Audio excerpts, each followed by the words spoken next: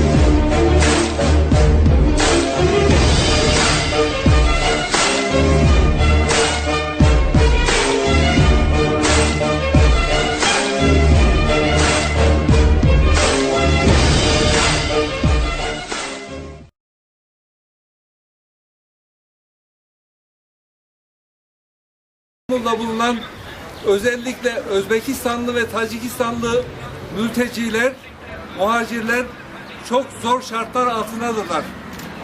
Kendi ülkelerinde baskılar altında, işkence altında, en ufak dini ve siyasi özgürlük haklarını kullanamadıkları için ülkemize hicret eden, iltica eden, sığınma hakkı talep eden bu insanlar burada da kendi ülkelerinin istihbarat teşkilatları tarafından takip edilmekte, taciz edilmekte ve Umar Ali Kubatov olayında görüldüğü gibi silahlı saldırılarla, zehirleme komplolarıyla hayatlarına kastedilmektedir. Burada bir kere daha biz sesleniyoruz. Türkiye Cumhuriyeti Devleti yetkilileri bu muhacirleri koruma altına almalı, yakalanmıştır. Gerek Özbekistanlı gerek Tacikistanlı İstanbul'da öldürülen dini ve siyasi muhaliflerin katilleri yakalandıktan sonra bu cinayetleri neden işlediklerini de itiraf ettiler. Bu bizim iddialarımızın ne kadar doğru olduğunu, Tacikistanlıların, Özbekistanlıların ne kadar haklı talepleri bulunduğunu ispatlamıştır. Bu durumda bu insanlara daha sıcak bir yüz gösterilmesini ve bunlara sahip çıkılmasını talep ediyoruz. İkincisi, Türkiye egemen bir ülkedir. Baskılar altında, işkence altında, en ufak dini ve siyasi özgürlük haklarını kullanamadıkları için ülkemize hicret eden, iltica eden, sığınma hakkı talep eden bu insanlar burada da... سلام علیکم هموطنان گرامی و برادرانی که اینجا همه حضور دارید. چون که به همه شما معلوم است در شهر استانبول یکی از مبارزان راه حق شهید استاد عمر علی قواتوف را به قتل رساندند. ما امروز جوانان خطاب به جمهوری تاجیکستان میکنیم که به کشورمان برای تمام مردم تاجیکستان باید آزادی و عدالت و حقوقهای شهروندان برقرار کرده شود. امروز در تاجیکستان اگر کسی از سخن حق و در این راه یعنی که مثل چنین گرد همایی بکند این به برابر مرگ است. برادران عزیز، امروز ما اینجا آمدیم و اعتراض میکنیم که در تاجیکستان چندین محبوس های سیاسی هستند و در کشور روسیه هستند برادران ما و شما و از دولت روسیه و دولت تاجیکستان خواهش میکنیم که این ظلم و ستم را بالای مظلومان bas کنند. Tacik gençler bugün burada toplamaya için çıkmış. Bizi şehit Umar Ali Kuvatov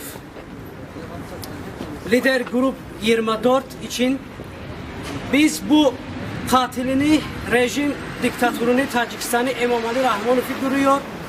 Biz hükümet Türkiye'den istiyoruz ki bu kazayı adilane ve azat bizde bunu beyan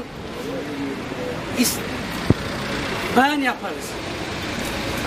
Teşekkür. As you know that today nowadays the tyrannical system is existing in the world in many countries, and one of those countries which is leading by Imam Ali Rahman, dictator, president of Tajikistan, leading this tyrannical system. And this tyrannical system since 24 years, for 24 years destroyed the culture, economy, agriculture, in education, even underfoot the zeal and rights of human beings. My dear brothers, it is clear for all that our people, they are leaving their homeland, their families, their children, they are leaving everything to Russia to earn money, and they are hardworking in Russia. And it is known for every person that in Russia we are as a slave, we are working as a labor and as a slave, and we are going back to our country. Even the tyrannical system of Imam Ali Rahman regime is pressing the people. Even the regime of Imam Ali Rahman never allow any person to open his mouth about freedom. And it is clear for every person that Umar Ali Kuwatov was killed in Istanbul, in Turkey, by this regime. And you know, my brothers, that Imam Ali Rahman arresting, killing the people. Anyone who wants freedom, anyone who shouter, any shouter wants freedom for his people, for his country. They are arresting them. Even so many Islamic scholars, so many politics, so many young people nowadays, they are sitting and arrested by this regime, this dictator and this tyrannical regime. And he is the big terrorist in the world. We are shouting that the biggest terrorist is Imam Ali Rahman, president of Tajikistan. My dear brothers, this way which we want freedom for our people, we will continue till we give our soul on this way for our religion Islam, for our people, for our zeal. We don't want anymore that this regime underfoot our rights. We cannot live like a human being in my country. We are like a slave. We want live like human being, like Turkey, like Europe. We want to live like human, not like animals. That's why, my dear brother, we will keep on this way. Even Imam Ali Rahman, dictator and terrorist, #1 terrorist, he is pressing the people. Even he wants the old system, the tyrannical system. But our mission, our aim, we are going to destroy this tyrannical system. Our mission is to remove this dictatorial and this tyrannical system. Thank you very much. We will continue until victory. Inshallah.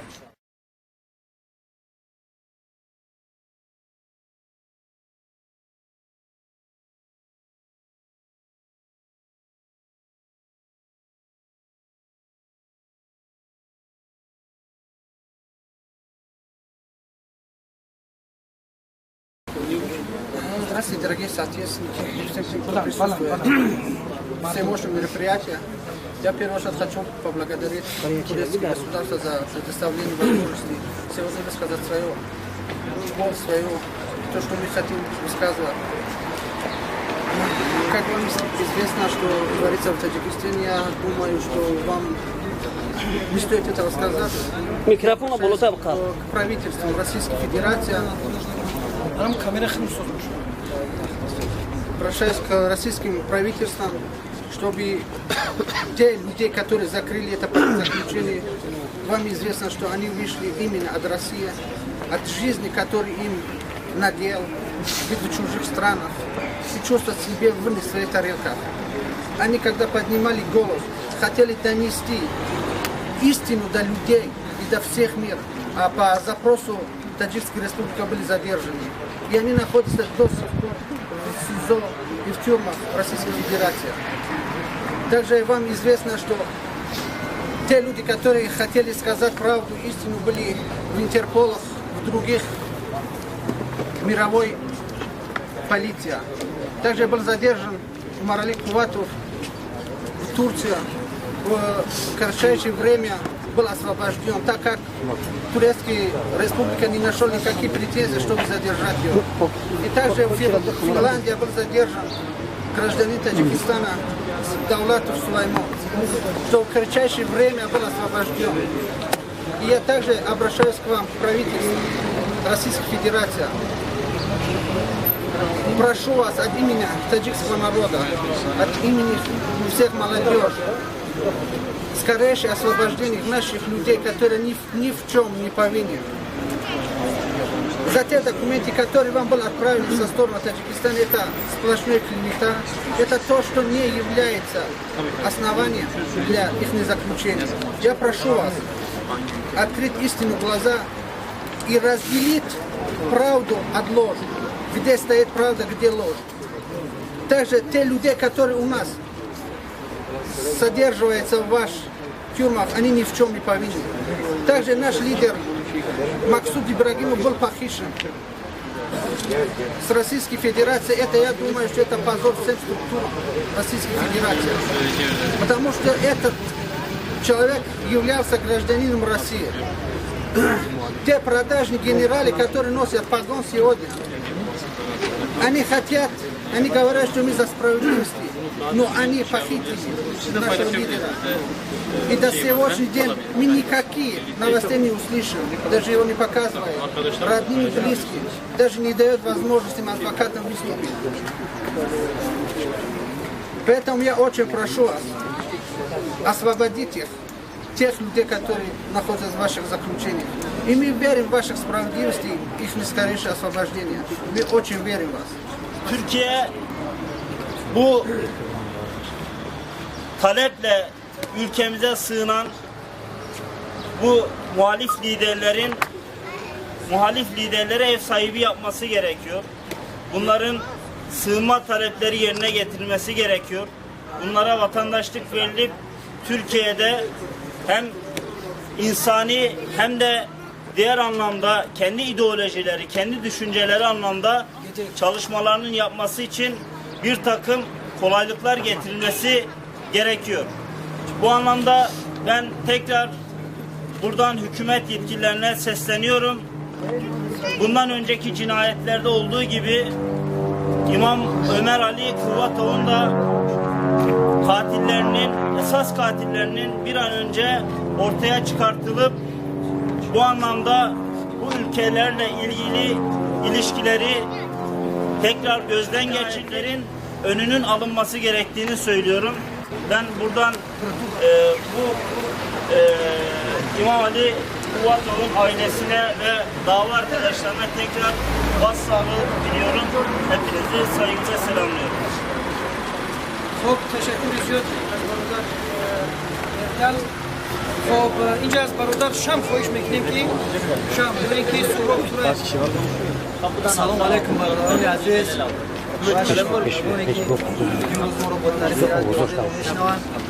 برادران عزیز ما امروز سرجم اومدیم از نام گروه وزرایدین تاجیکستان و زبان تاجیکی احیای تاجیکستان جوانان برای احیای تاجیکستان عین حال سردار این گروه در تاجیکستان است.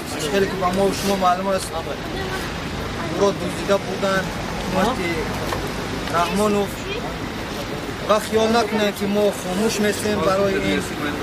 ما در روزهای نزدیک رئیس گروه وزرایدین تاجیکستان را انتخاب میکنیم، حرکت خود را ادامه میدهیم و تا وقتی که هستیم در بدن جان داریم برای آزادی ملت، برای آزادی برادران محبوسی که از احیای تاجیکستان هستند، برای این کوشش و تلاش خود را می‌ورزیم.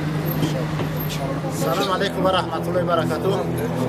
یک کمی قفا نظر میکنیم به تاریخ گذشته ما سالهای 90. چرا که شما میدونید از اون اختلافات بود، نافهمی ها بود، محلچگی بود، ملتچگی بود، در مملکت ما جنگ برادرکشی به آمد آمد و خدا را شکر که طرفین، هر دو طرفی که خطاگی خود را اعتراف کردن، سر یک میز شیشتن چو کردن و جنگ خاتمه بخشیدن مردم گریزایی که به در وطن گرداندشان آوردن. نه که در بین یک شخص تصادفی پیدا شد، یک شخص تصادفی که آمد خچ قهرمان تراشید، خچ قهرمان تراشید را کی آورد؟ او هم خواجای بیرونی شوند، خواجای خارجیش آوردش. اون نفرایی که خدمت خودشون کردن برای صلح مردم گرداندن، گریزا را آوردن، اون نفرایی که خطایی خودشون اعتراف کردن و خلاصه به صلح آمدن، اونا کجا شدن؟ اونا امروز زیر خاکن، اونایش که ماندن زنده کنج زندان جا گرفتن. و این رژیم دیکتاتوری امروز 10-15 سال فقط در گوش مردم افسانه میخونه، از یک نفر قهرمان میتراشه، از یک نفری که بغیر ظلم و ستم به سر مردم هیچ آوردگی نیست.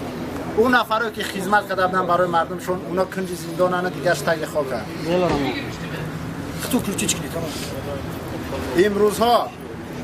امروز مردم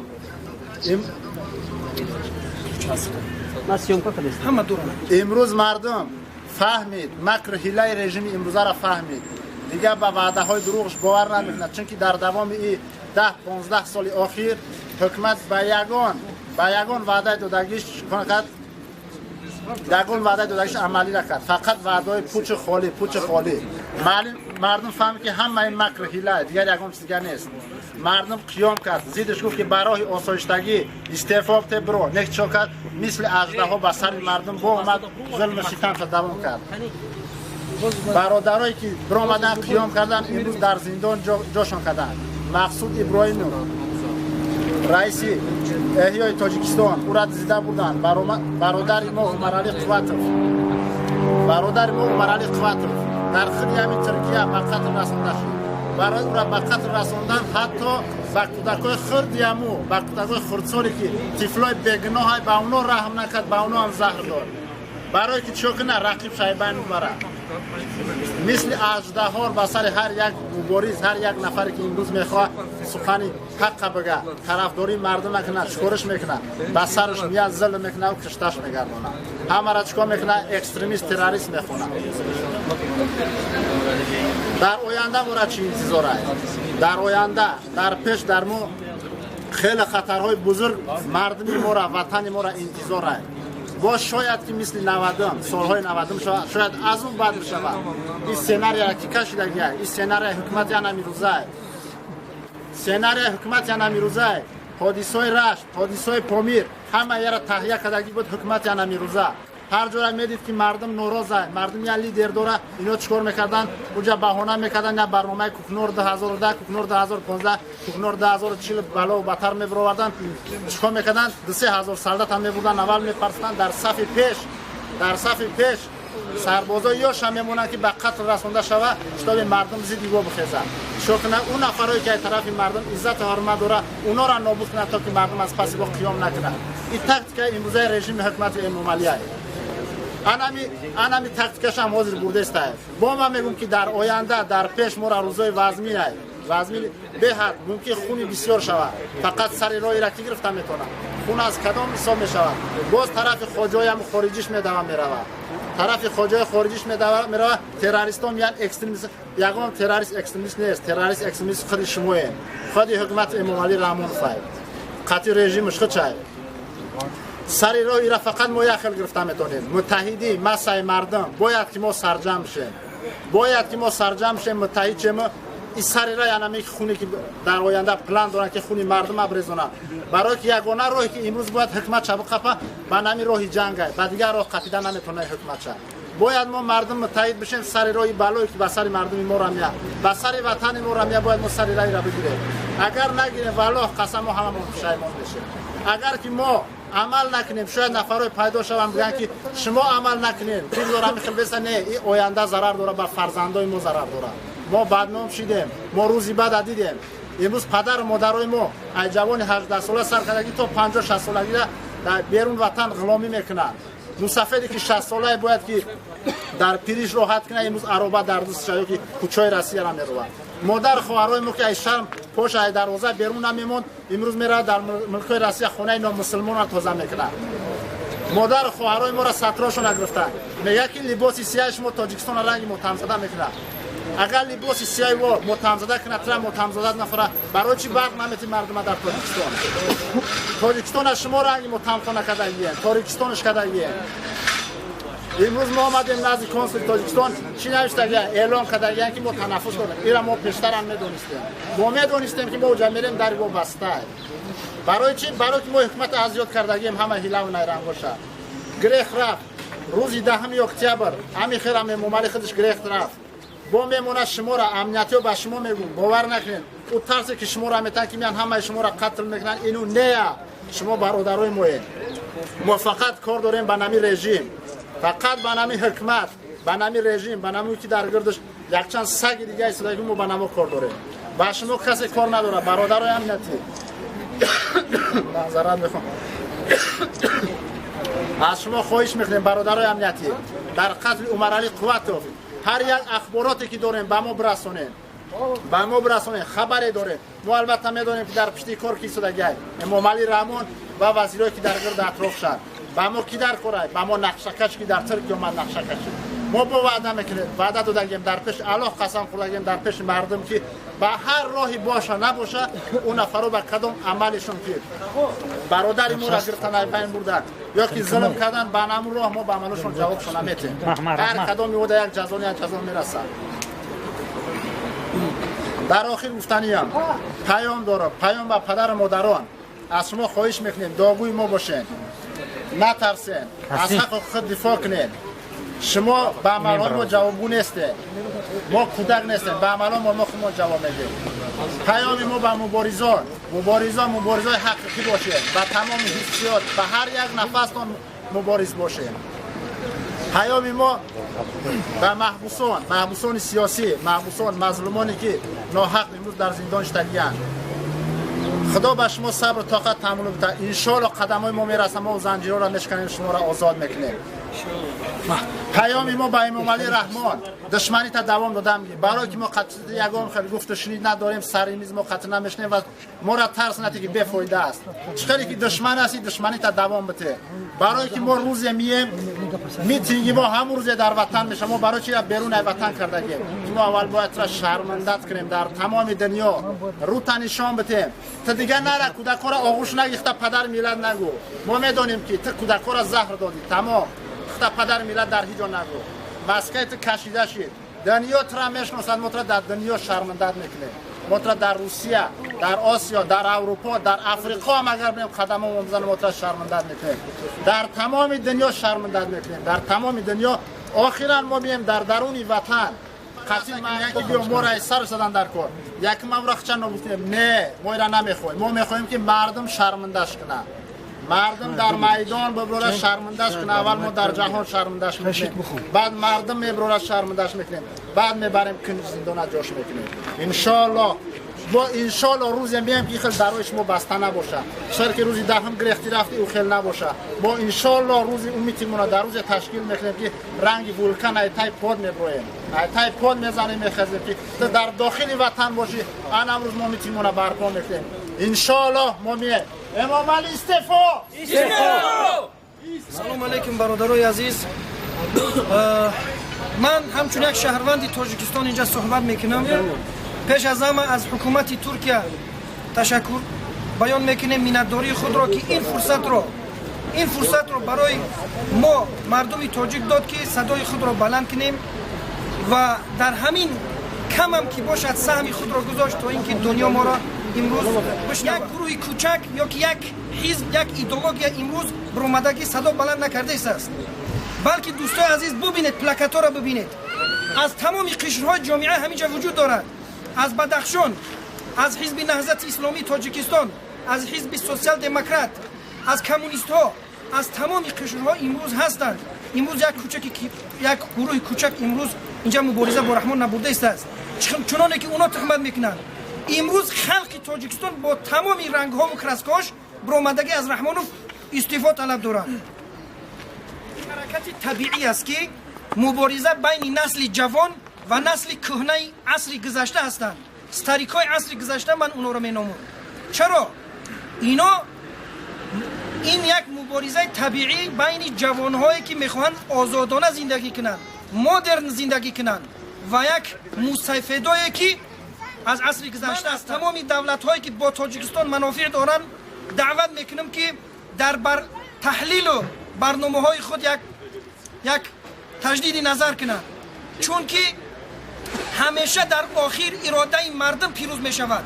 البته غالبیت جانب مردم است، طرفدار یا اینکه از پشت کسی نگردن که امروز هست و فردا نیست. امروز از تمام دانشمندان تاجیکستان، از تمام اکادمیک‌ها، از تمام کسایی که بی‌طرف هستند وظیفه‌دار هستند که حکومت رحمانوف 24 سال حکومتش بررسی کنن، تحلیل کنن که مردم تاجیکستان را به کجا رسوند، خلق به کجا رفته است، کشور به کجا رفته است.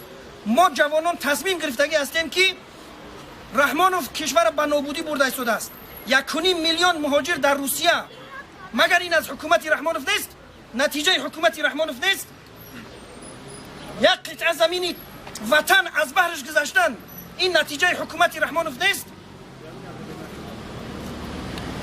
خب از جانب ازبکستان کشور همسایه‌مان ازبکستان محاصره اقتصادی را گرفتن، غلطاندن، این معنای نتیجه حکومت رحمانوف نیست؟ امروز ما از تپش مردم، دل مردم گپ زده. حکومت رحمانوف ضعیفتر از آن است که شما تصور میکنید. دوستای عزیز، ما امروز سفارت اومدیم. امروز یگان پرزنیک نیست، امروز روز کاری است. سفارت محکم است. ای برادرای عزیز، اینا تروریست هستند، اینا دزد هستند، اینا باید بترسن.